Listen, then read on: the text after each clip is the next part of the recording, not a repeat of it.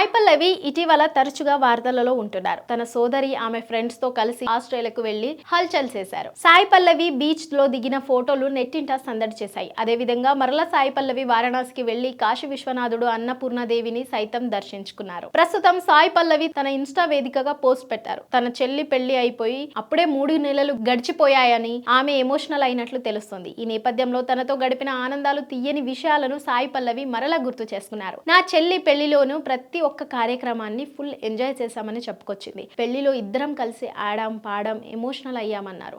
అదే విధంగా తన చెల్లికి మునుపటిలా సలహాలు సూచనలు ఇవ్వలేదన్నారు. తన భర్త నాకన్నా కూడా చెల్లిని బాగా చూసుకుంటాడని, తనను చిన్న పాపల బుజ్జగిస్తున్నాడని కూడా సాయి పల్లవి చెప్పినట్లు తెలుస్తుంది. పెళ్ళై అప్పుడే 3 నెలలు గడిచిపోయాయంటే తనకు నమ్మబుద్ధి కావట్లేదని రాసుకొచ్చింది.